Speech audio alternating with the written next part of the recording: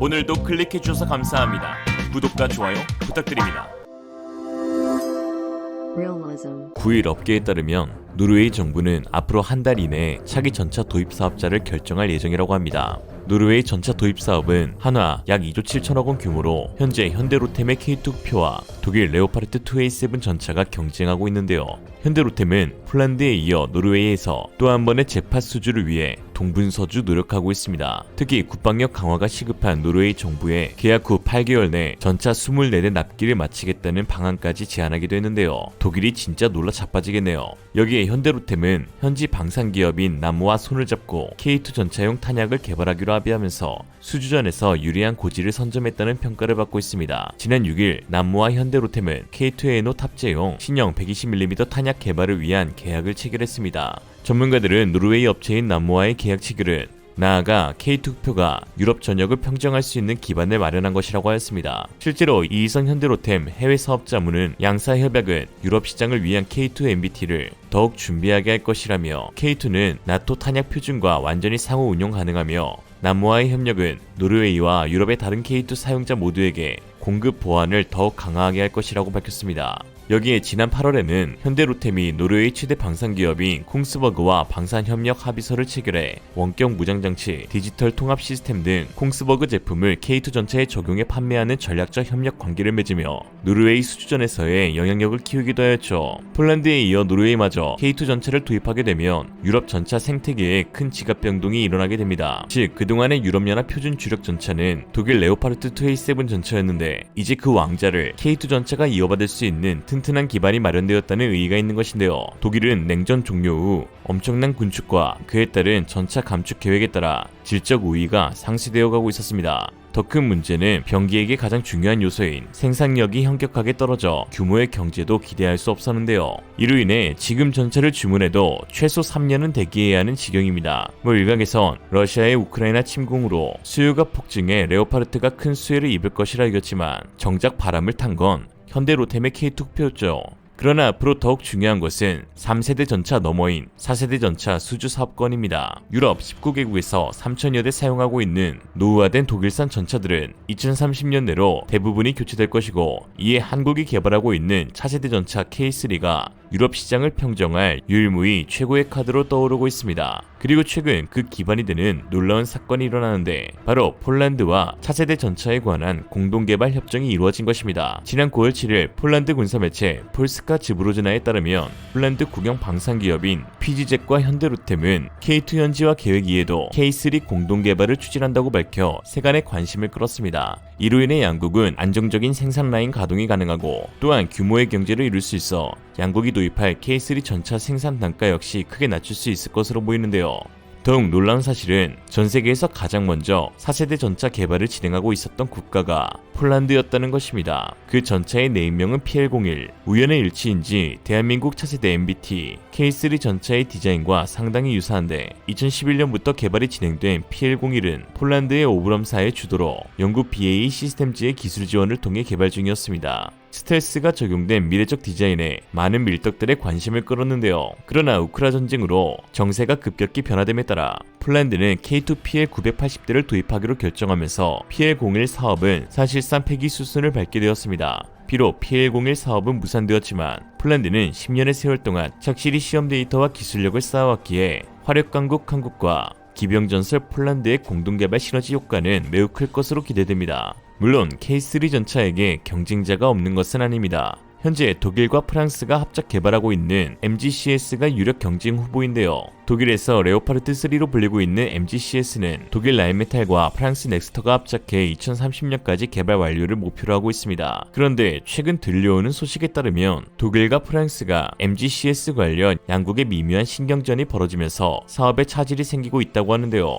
사건의 전말은 독일 라인메탈이 MGCS와 별개로 KF-51 판터라는 또 다른 4세대 전차를 선보여 공동 개발국인 프랑스가 붕괴하고 있다는 것입니다. 멀쩡히 MGCS가 진행 중인데도 라인메탈은 느닷없이 KF-51이야말로 레오파르트의 진정한 후계자다 라며 급기야 올해 6월 유로 사토리 2022에서 첫 시제품을 내놓기도 했는데, 이에 독일 매체 핸더스블럿은 라인메탈의 새로운 개발은 계획된 프랑스 독일 협력을 약화시키려고 한다라고 우려를 표했죠. 독일이 프랑스의 뒤통수를 갈긴 건 MGCS 사업이 혹여나 좌초되지 않을까 하는 우려 때문에서 비롯된 것입니다. 만약을 대비해 시장에 내세울 판터라는 보험을 만든 것인데요. 라인메탈의 KF-51 판터는 기존 레오파르트2 차체와 구동계에 MGCS의 개념 설계를 그대로 복사 붙여넣기 한 후 자사 신형 포탑을 달아놓은 설계로, 이에 프랑스는 독일이 판터 제작에 관해 소상히 해명해야 할 것이라고 으름장을 놓기도 했죠. 독일과 프랑스의 협력이 금이 가면서 MGCS 사업은 위태위태한 상황인데, 현 유럽의 경제 상황을 고려하면 막대한 예산이 들어가는 MBT 사업은 갑자기 개발이 취소되거나 동결될 가능성도 배제할 수 없습니다. 이에 프랑스는 사업 무산이라는 최악의 상황을 막기 위해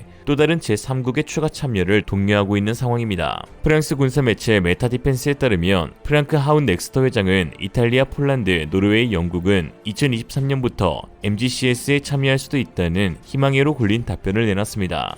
이에 프랑스 매체도 그건 좀 아닌 듯이라며, 2023년에 MGCS의 개념 설계 연구와 정의가 완료되는데도 넥스터 회장은 다른 국가 참여가 가능하다고 한다면서 프로그램 내에 새로운 파트너를 고려하지 않도록 강요한 것은 사실 프랑스라는 점을 기억해야 한다라고 했죠. 이런 상황 가운데 폴란드는 독일을 향해 유럽 최고의 통수국이라며 거센 비판도 이어가고 있어 유럽 내 독일의 방산 영향력이 크게 축소되고 있는 상황입니다. 그럼 뭐다? 한국 방산이 뜬다. 독폴 관계의 파국은 지난 8일 시작되었는데요. 시작은 이러합니다. 당초 독일은 펜저어비치 2000 자주포를 우크라이나에 보내며 폴란드에 유지보수 센터를 지을 것이라고 선언하였으나, 이제 와서 뜬금없이 슬로바키아에 건설할 것이라며 계획을 틀어버린 것인데요. 이에 대해 독일 매체 DILD 편집장 줄리안 레프케는 오히려 책임은 폴란드에 있다며 폴란드가 유지보수 센터 부지를 제공하지 않았다라는 글을 남겼고, 여기에 무려 폴란드 국방부가 직접 반발하며 그 말은 사실이 아니고 폴란드는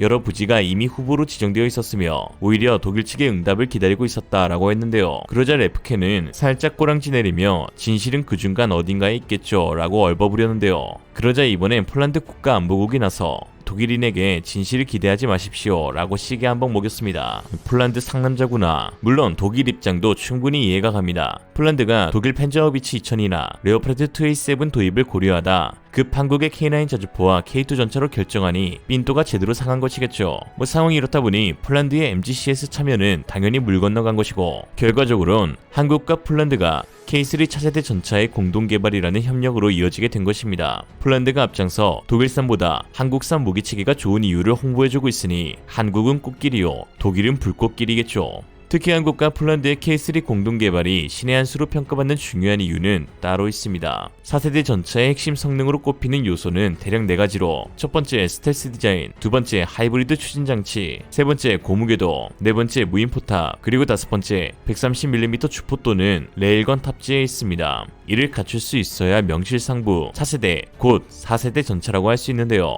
한국은 앞선 모든 기술을 자체적으로 구축하는 데 성공하였지만 아직 전차 탑재용 레일건은 완성되지 않은 상황입니다. 이에 폴란드는 한국의 레일건 개발에 큰 도움을 줄 수 있는 국가죠. 레일건 개발의 가장 어려운 부분으로 꼽히는 것이 초음속에 의한 충격파인 소닉붐, 즉 포신에 가해지는 자기장의 엄청난 물리적 충격입니다. 워낙 반동과 충격이 커 이를 버텨낼 수 있는 고강도의 플레이트 생산 기술이 필요한데요. 이를 폴란드가 제공해줄 수 있습니다. 바로 세계적으로 손꼽히는 폴란드 익스플로메트사의 폭발 용접 클레드 플레이트 기술인데요. 전 세계적으로 레일건 기술 개발이 본격적으로 시작됨에 따라 유럽 방위청 역시 2020년 5월 레일건 관련 연합 프로젝트인 필럼을 추진하였습니다. 독일, 프랑스, 벨기에, 이탈리아, 그리고 폴란드의 업체들이 이 레일건 프로젝트에 참여했는데요. 여기서 핵심적인 역할을 맡은 것이 바로 폴란드의 익스플로메트입니다. 유럽 유일 금속 폭발 용접 전문 회사이죠.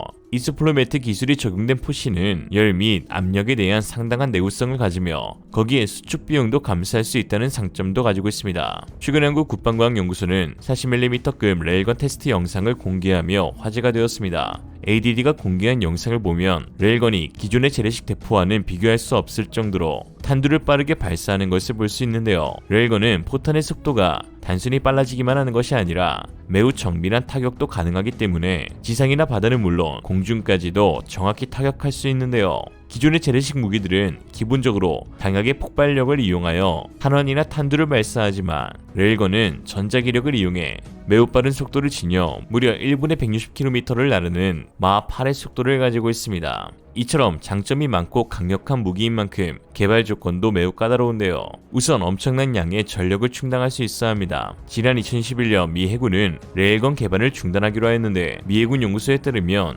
1000분의 1초 동안 필요한 전력이 최대 1000MW로 추정되지만 기동 플랫폼인 전차난 군용기는 일단 크기에서 부적합하고 군함에서도 이러한 양의 전력을 오랫동안 유지하는 것은 사실상 불가능하다는 판단을 내렸습니다. 이에 국방과학연구소는 미국의 실패를 반면교사 삼아 기가 막힌 아이디어를 하나 냈는데요. 바로 전열 화학포 형태의 레일건을 개발하는 것입니다. 즉 뇌관 및 장약에 터뜨려 발생하는 폭발 에너지를 바로 전기 에너지로 전환해 포탄을 발사하는 형식이죠. 기존 화포하고 같은 방식을 채택해서 운용에 큰 어려움이 없으며 레일건에 비해 전원장치 규모를 5분의 1로 축소할 수 있어 기존의 전력 공급 부족 문제를 해결할 수 있는 새로운 대안으로 떠오르고 있습니다.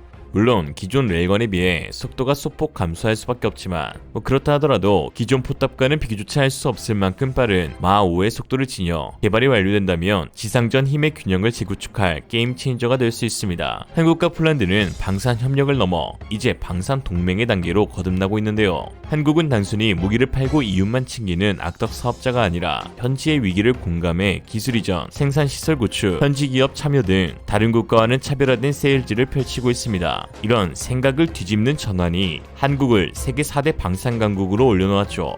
그런 의미에서 오늘의 한주평, 생각도 뒤집고 국기도 뒤집자. 이상으로 리얼리즘이었습니다. 여러분의 생각은 어떠신가요? 현명하고 지혜로운 여러분의 의견을 지금 댓글에 남겨주세요. 감사합니다.